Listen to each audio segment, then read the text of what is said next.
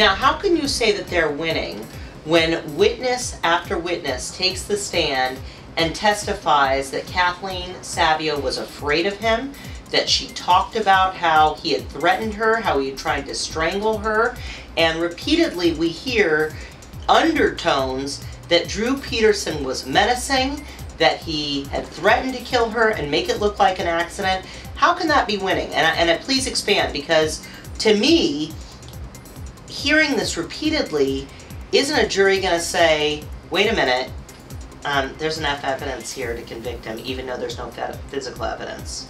At the end of the day, all of that evidence is hearsay evidence. None of it is backed up by forensic evidence. None of it is backed up by the kind of CSI evidence that jurors have been conditioned to learn is important in these kinds of homicide cases. We don't have, if we had DNA, it would be different. But we just don't have any of. Dawn, do you agree with her? I do not agree. Okay. I do not agree. Circumstantial evidence can be just as telling and convincing to a jury as physical and direct evidence can be. If the jury hears day after day that Peterson was threatening her, that she was afraid of him, and consequently all of a sudden she's gone, there's a logical conclusion for them to draw. And is that enough for the beyond a reasonable doubt standard? It absolutely can be. They can prove an entire case on only circumstantial evidence.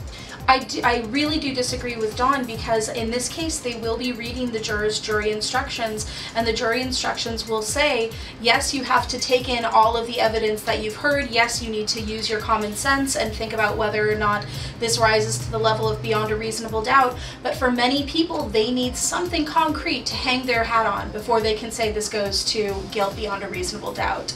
And all the statements in the world saying, oh, I'm going to kill you, oh, I'm scared of you, all of these things, you know, that can be meaningless without anything actually, without any actual direct physical evidence. I could tell Dawn right now, Dawn, I'm going to kill you. That doesn't mean if Dawn should disappear that I'm the culprit in this case. Oh, yes, it does. Oh, yes, have all our viewers come after you. All right. Follow this case. This is a really exciting, unbelievable case, and there is a strong likelihood, at least according to Ms. Gearner, that Mr. Peterson will get acquitted.